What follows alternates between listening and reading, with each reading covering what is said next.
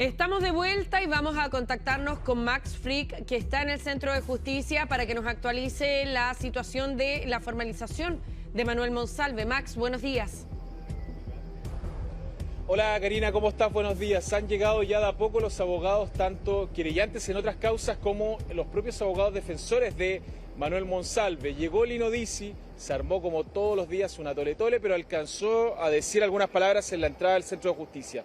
Varios puntos que rescatar de lo que dijo. Primero, que están muy sorprendidos con las filtraciones que se han ido dando en la prensa de distintas declaraciones de personas que están en calidad de testigo, tanto como la propia víctima. Dice que eso les sorprende de sobremanera porque esos antecedentes de la carpeta investigativa son solo para los intervinientes y no deberían filtrarse a los medios de comunicación. Además expresó que con las más de 100.000 páginas que tiene la carpeta investigativa, solamente alcanzaron a revisar una parte de por lo tanto no descartan en la audiencia de hoy pedir otro receso, vale decir nuevamente suspender la audiencia a solicitud del juez de garantía. Claro, el juez de garantía tendrá que ser finalmente el que decida eso para poder estudiar por completo la carpeta investigativa. Ya el día domingo en la noche, cuando Lino Dizzi visitó a Manuel Monsalve en la Brigada de Homicidios, había manifestado que habían leído solo parte de la carpeta y esta carpeta, entendamos, es una carpeta digital, son archivos que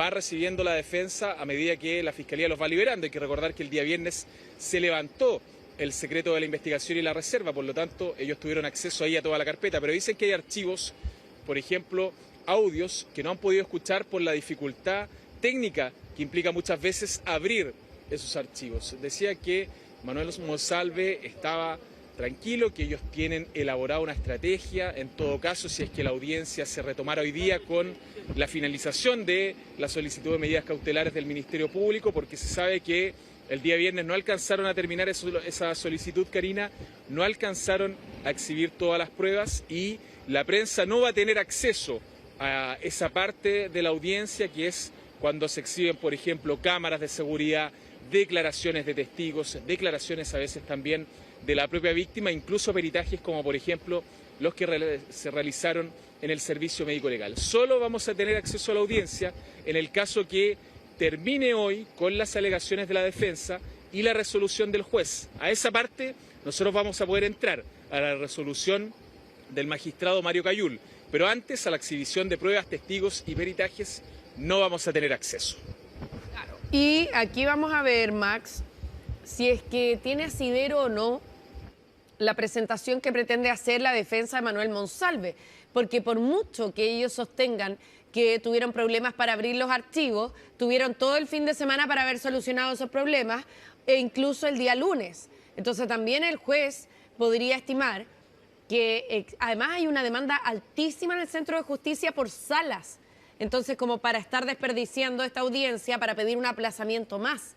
En el fondo vamos a ver si es que el juez acoge o no este argumento que dice tener la defensa de Manuel Monsalve respecto de que no alcanzó a revisar ese material, entendiendo que pudieron haberse hecho asesorar por alguna persona que los ayudara durante el fin de semana a abrir los archivos también, ¿no? Y no solo eso, Karina, evidentemente hay personas que trabajan en eso y los bufetes de abogados cuentan con los recursos para contratar a una persona, por ejemplo, un ingeniero informático que pueda ayudarles con eso. Y no solamente eso, hay que tener cuidado también con los derechos del propio imputado. Hay que recordar que es la propia defensa la que pide el receso. Ya Manuel Monsalve lleva 4 noches durmiendo en la Brigada de Homicidios, o 5 con esta, a ver, jueves, viernes, sábado, domingo, lunes, 5. 5 noches durmiendo en la Brigada de Homicidios en una figura que el juez catalogó como una ampliación de la detención.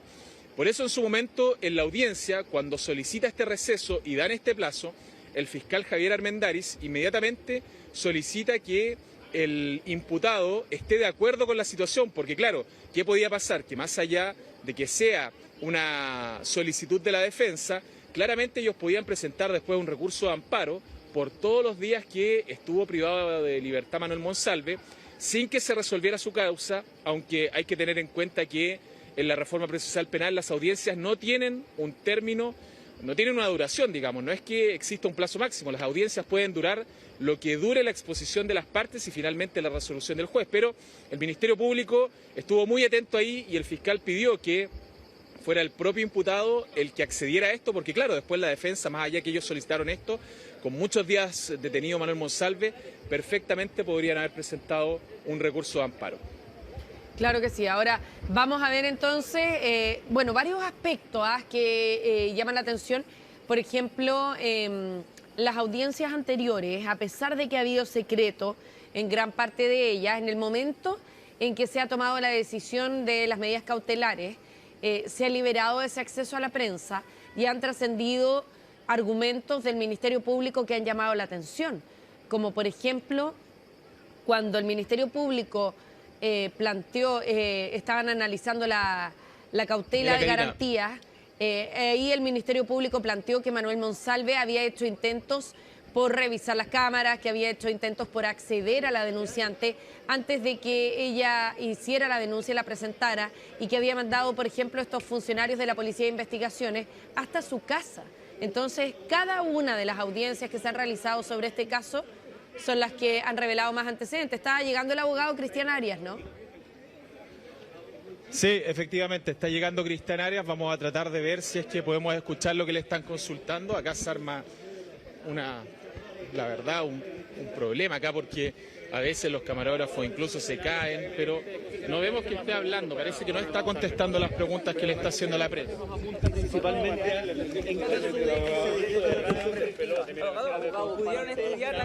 que fue suspendido. No está hablando el abogado. Pese a que le preguntan, Karina, va silente rumbo al edificio C, que es donde se va a desarrollar esta audiencia. No está contestando preguntas, así que lo más probable es que va a llegar hasta allá silente. A diferencia de Lino Dizzi, Cristian Arias generalmente habla poco con la prensa. El viernes pasado fue el encargado de la vocería al momento de terminar la audiencia y fue él el que explicó que efectivamente para ellos era fundamental este receso para poder estudiar la carpeta investigativa.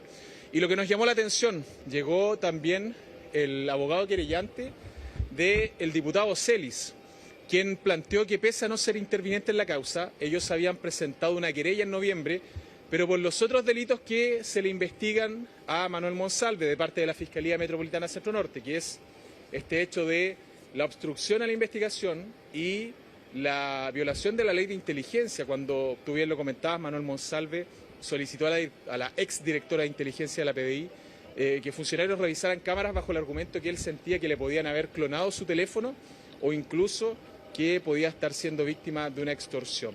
Ellos, ¿por qué llegaron a esta audiencia? Porque dicen que también quieren enterarse y quieren hacerse parte en el delito de violación, sumado al que ya son querellantes. En ese delito, o en esos dos delitos por lo menos, aún no hay fecha para formalizar causa, claro. Pero él decía que quiere ver esta situación, pese a que no puede participar como interviniente, para ver si ellos podrían sumarse como querellantes, si hay alguna posibilidad de que ellos puedan sumarse como querellantes. Pero Max, ¿habrá posibilidad de que lo dejen entrar? Porque yo tengo entendido que cuando las audiencias son cerradas para la prensa o para el público en general, se deja entrar solamente a las partes, a los abogados que ya son parte de la causa. Sí, efectivamente. No sabemos quién están dejando entrar dentro del público. Evidentemente, si hubiese algún familiar de Manuel Monsalve podría acceder a la audiencia, así como algún familiar de la víctima. Pero claro, creemos que es poco probable que pueda entrar el abogado, precisamente por lo que dices tú, por no ser parte en la causa. Pero llegó hasta acá porque dice que quieren enterarse de los detalles para ver si ellos también pueden ser parte de una posible querella. Se ve difícil porque generalmente el querellante tiene que tener algún tipo de vinculación con la causa, o por lo menos que la propia víctima acepte que esta persona sea querellante, que es lo que pasó, por ejemplo, en otros casos donde las víctimas no han tenido abogado querellante porque muchas veces no se tienen los recursos para pagar, y es, por ejemplo, el Servicio Nacional de la Mujer y Equidad de Género los que a través de su área jurídica, en estos casos de delitos sexuales que han pasado, son los que le han brindado abogado querellante y asesoría jurídica a las víctimas. Claro que sí. Ahora, igualmente para esta jornada se espera que el Ministerio Público sea el primero que hable, ¿no? Para redondear, por decirlo de alguna manera, los cargos que está formulando en contra de Manuel Monsalve, y después lo haga la abogada de la denunciante María Elena Santibáñez. Y de ahí en adelante entonces vendría la defensa, ¿no? Claro, nosotros no sabemos si es terminar la exposición o continuarla, la verdad, porque no sabemos si el Ministerio Público terminó de exhibir todas las pruebas para fundamentar la prisión preventiva. Para explicarle un poco a la gente, hay un par de etapas en una audiencia como esta. La primera es el control de detención, que en este caso prácticamente no era necesario porque lo había dado el mismo tribunal.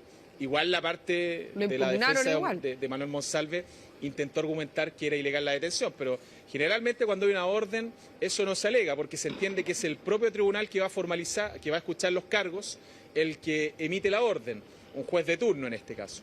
Después viene la parte de la formalización, que en esa nosotros pudimos estar, y es una exposición muy breve de los hechos, en los cuales se detalló por parte de Javier Armendáriz, el fiscal regional, que existían 2 delitos que se le estaban investigando a Manuel Monsalve. Uno, una violación y posteriormente un abuso sexual que habría ocurrido en la mañana cuando ellos despiertan. Y después viene la fundamentación de la solicitud de las medidas cautelares, que en este caso es una prisión preventiva. Y en esa etapa en la que está el Ministerio Público, exhibiendo distintas declaraciones de testigos, de exhibición de cámaras de seguridad, porque ellos hicieron toda una reconstrucción de ese día, desde que llegan hasta el restaurante peruano, la víctima o denunciante en este caso, en un Uber que lo solicita Manuel Monsalve, él aparentemente habría llegado caminando y posteriormente cuando están en ese lugar, cuando salen, se hace toda esta reconstrucción de cámaras de seguridad de ellos caminando por calle Maquíver, Alameda, hasta San Antonio, bien digo, cruzan hasta San Francisco, en donde abordan este taxi que posteriormente toma Lord Cochrane, Eleuterio Ramírez, y vuelve a salir en dirección hacia el centro histórico por calle Manuel Rodríguez. Hicieron toda esa reconstrucción de las calles hasta el departamento de la víctima, en donde se bajan y por motivos que se desconocen, cuando ella ya le había solicitado al taxista, según declaración del propio taxista que hemos conocido en los medios, vuelven a subir al vehículo. Ella le pide 3 veces que la ayude, que no quiere seguir con la persona con la que estaba. El taxista dice en la declaración, según lo que nos hemos enterado por medios digitales, que él pensaba que eran pareja, pero veía que era una persona mucho mayor, el hombre, que la mujer. Por eso cuando llegan al hotel, y ella ya le había solicitado 3 veces ayuda, él se queda esperando afuera, relata unos 8 minutos, a la espera de si salía ella para poder hacer algo, para poder, no sé qué pretendía él esperándola afuera. O ayudar tal vez en ahí una de esas, ¿no? Hay que estar en el lugar, pero tal vez lo más prudente es que él en esos momentos podría haber llamado a la policía para notificar de la situación que estaba pasando. Y ya después vienen las cámaras de seguridad, según hemos podido conocer por distintos medios que están dentro del hotel, que es cuando llegan, ella aparentemente en un estado muy desorientado, aparentemente de ebriedad muy avanzado, pero Manuel Monsalve, según los relatos y las cámaras, no, porque incluso tras ir a la habitación, al parecer se encuentra que no tiene la tarjeta magnética para abrir la pieza, por lo tanto baja y vuelve a subir. Incluso, según personas que vieron las cámaras de seguridad, en un momento lo hace a un cierto trote, no corriendo, pero un trote bastante rápido. Entonces, todo ese material está siendo exhibido en esta audiencia, más las declaraciones del taxista, de las personas del restaurante peruano, que dijeron que la cuenta había salido 115.000 pesos y que se había consumido comida y cerca de 8 pisco sour. Según eso, lo que pudo rescatar la PDI de las declaraciones de la gente del local. Entonces, es un montón de pruebas, más evidentemente los resultados de los peritajes del Servicio Médico Legal, lo que está exponiendo la Fiscalía para fundamentar, Karina, varias cosas. Nosotros suponemos, primero, el peligro para la seguridad de la sociedad, que seguramente va a ser una de las causas que van a invocar para solicitar la prisión preventiva. El peligro del éxito de la investigación, porque en un momento el fiscal regional Javier Armendáriz planteó también que la conducta del imputado a ellos no les daba confianza. ¿Por qué? Por los actos que había hecho posterior y que nadie garantizaba que él en libertad pueda seguir haciendo lo mismo. No sabemos si es posible o no, probablemente ya no tiene vínculos con la policía, pero la defensa ha argumentado, o mejor dicho no ha argumentado, sino que falta ese argumento, saber por qué ellos han expresado en todo momento que su representado es inocente y que tienen la convicción que así es. Por lo tanto, lo más probable es que lo van a tratar de desacreditar la prisión preventiva. Claro, en el diario La Tercera de hoy día viene un anticipo de lo que podría ser la defensa en estrado. Y se señala que apostarían por 2 partes. Primero, a sostener que él no recuerda nada de lo que pasó del 22 al 23. O sea, en ese primer hecho que apunta a la violación, él no recuerda, porque no estaba consciente. Así de corto. Y por el otro lado, respecto de la imputación de el 23 en la mañana, que es cuando a él se le atribuye un segundo intento de violación no consumado, ellos sostendrían que ella habría accedido a esa situación. E incluso ha trascendido que ellos irían preparados con chats entre Manuel Monsalve y la denunciante para argumentar que la relación que existía entre ambos habría sido o habría quedado establecida con anterioridad al 1 de septiembre, que es el día en que él le da el beso por primera vez. Supuestamente el beso por primera vez. Entonces, ahora, al parecer, la defensa de Manuel Monsalve iría armada con esta estrategia de estos chats que nosotros no conocemos y que pudieran ser pantallazos que haya guardado de conversaciones Manuel Monsalve. Ahora, lo curioso es que se supone que es el propio Manuel Monsalve el que le pide a la denunciante que baje la aplicación Signal para comunicarse, entendiendo que la aplicación Signal borra permanentemente las comunicaciones.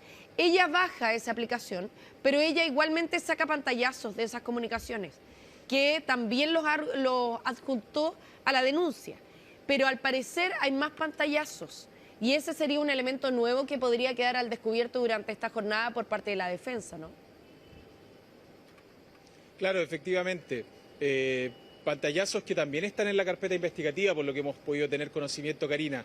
No sabemos si de algún tenor, de alguna relación entre ellos o algún vínculo, como se le pudiera llamar, más allá del profesional con el cual argumentaba Manuel Monsalve que se reunía con ella.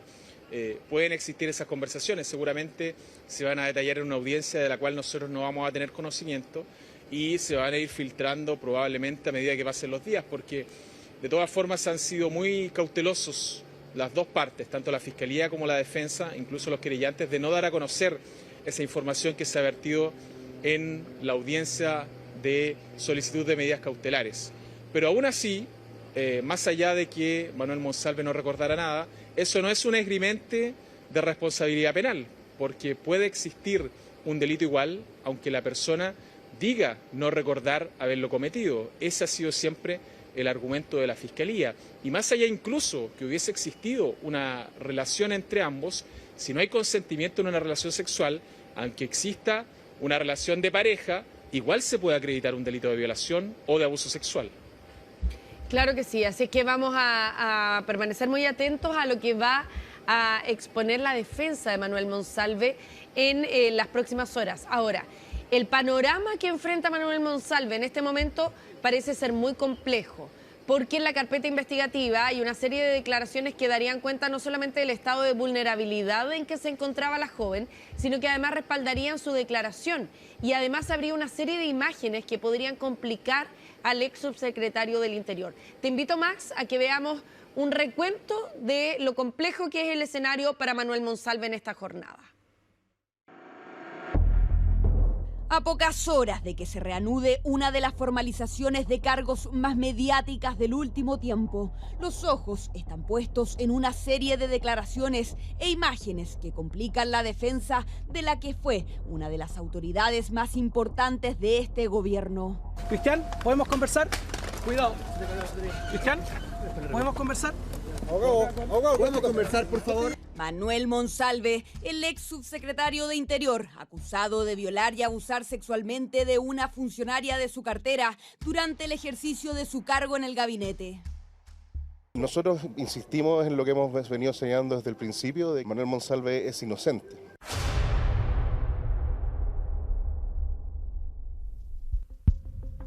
Según la declaración de la víctima, su último recuerdo es estar bebiendo la mitad de un tercer pisco sour en el restaurante Ají Seco Místico con el ex subsecretario la noche del 22 de septiembre. Y ahí empezó la pesadilla para mí.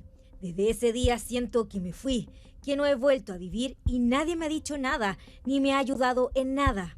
Y que a la mañana siguiente despertó semidesnuda en una habitación del Hotel Panamericano junto a Manuel Monsalve.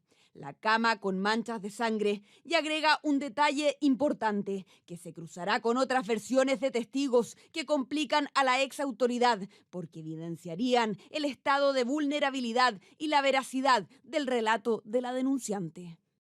Hago presente que la chica se notaba como si hubiera estado drogada, estaba ida. En un momento del camino, ella comenzó a meterse los dedos a la boca con la clara intención de vomitar. Se manchó su cara, su ropa y parte del asiento. Esta versión la corroboran también las mucamas del Hotel Panamericano, quienes en su declaración coinciden con la versión de la denunciante, asegurando que en la habitación hallaron sábanas y cubrecamas con sangre y otros restos biológicos que tuvieron que limpiar. Esperamos que nos vaya bien con nuestras argumentaciones y no haya prisión preventiva para él, aunque eso se interprete de mala manera por la opinión pública. Estas 3 declaraciones, sumadas a las de los conserjes del hotel que aseguran haber visto a la víctima en malas condiciones ingresar con Monsalve por un ascensor secundario y no el principal del hotel, serían pruebas fundamentales para el Ministerio Público que permitirían acreditar el estado de vulnerabilidad de la víctima y la imposibilidad de consentir un acto sexual en esas condiciones. Le comenté también que por qué no me fue a dejar a mi casa, por qué no llamó a alguien, por qué no arrendó otra habitación para mí y que yo no consentí. Que si hubiese estado consciente, yo jamás habría consentido a tener una relación sexual con él, a lo que él agachó la cabeza. Él en algún minuto baja, producto de que aparentemente su llave magnética no funcionaba, a solicitar, digamos, una nueva llave en digamos, el lobby del hotel, y luego posteriormente se aprecia en una cámara lateral que graba el pasillo del hotel, en donde él comienza a correr para llegar rápidamente donde se encontraba, digamos, la víctima de este caso en el piso 7. ¿Y la víctima cómo se veía? ¿Se veía desorientada? ¿Se veía en buenas condiciones?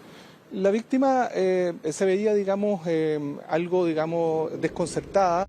Pero en las declaraciones no solo se permitiría acreditar la vulnerabilidad de la víctima, sino también su rechazo hacia quien ejercía como jefe máximo de la repartición donde ella trabajaba. Prueba de ello, según EMOL, sería un mensaje de texto que la víctima habría enviado a un familiar el mismo día y horas antes del presunto ataque sexual. En este expresaría su repudio a asistir a una cita con Monsalve, a quien califica como un viejo, y donde explica que acude solo por miedo a las repercusiones que podría tener en su trabajo rechazar la invitación. Tenía una relación de subordinada y de dependencia con el imputado. Uno es el jefe de la otra, pero además no cualquier jefe, es una figura pública, es una figura que tiene peso en el ámbito social. Tiene poder, tiene influencia, tiene alcance. Una conducta que también corrobora el taxista, quien declara que la víctima en 2 oportunidades le pidió ayuda y que no la dejara sola con el ex subsecretario. Hago presente que cuando el hombre me pidió que fuéramos al hotel, la chica no dijo nada. No obstante, y como dije antes, ella estaba muy ebria y se notaba que quizás estaba drogada. Sumado a eso, tampoco la noté que la obligaran a hacer algo. Lo único que me causaba ruido era que me dijera que no se quería ir con el hombre. Prueba de esto también habría quedado registrada en imágenes de las 172 cámaras de seguridad recopiladas que, según testigos, mostrarían cómo Monsalve intenta besarla y en evidente estado de vulnerabilidad la víctima lo rechaza. ¿En algún video ya se ve que ella ponga resistencia o quiera salir de ahí? El Ministerio Público relata situaciones de esas características, y en los videos digamos, el Ministerio Público señala que efectivamente hay digamos, situaciones de ese tipo en donde la víctima trata de rechazar, digamos, un accionar del ex subsecretario. Frente a todos los testimonios que respaldan la versión de la víctima, las dudas ahora apuntan a cuál será la defensa que planteará Manuel Monsalve, que aún sostiene no acordarse de nada. La respuesta será determinante para otorgar o no la prisión preventiva.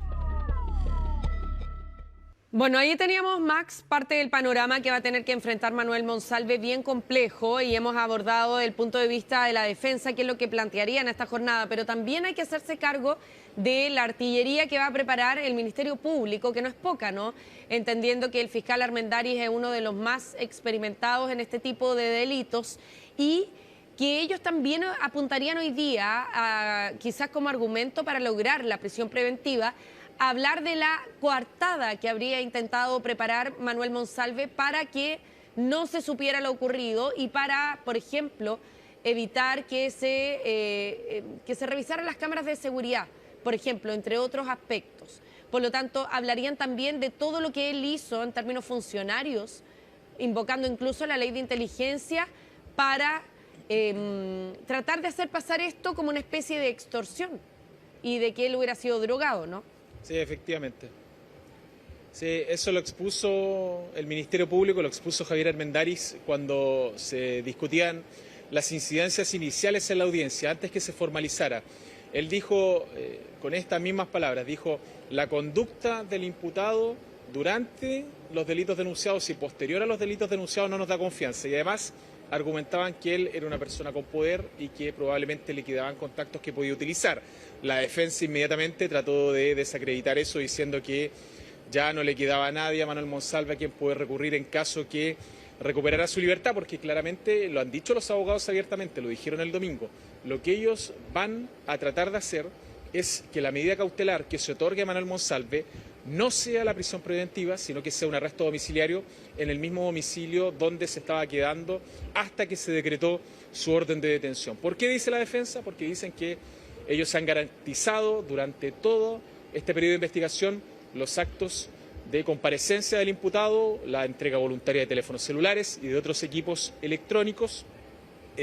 Incluso en un momento cuestionaron que existiera un ánimo de burlar la investigación, que no era necesario una orden de aprehensión, sino que habría bastado con hacer una citación para un día y formalizarlo. Así que desde la defensa la estrategia probablemente va a estar apuntada a desacreditar a la víctima y de esta forma solicitar un arresto domiciliario, teniendo en cuenta que no habría peligro de fuga ni tampoco para el éxito de la investigación de parte de Manuel Monsalve en libertad. Así es, Max. Nos vamos a quedar muy atentos en Alerta Televisión Noticias entonces al desarrollo de la audiencia y también en nuestras próximas entregas informativas. Muchas gracias por este anticipo. Que esté muy bien, Max.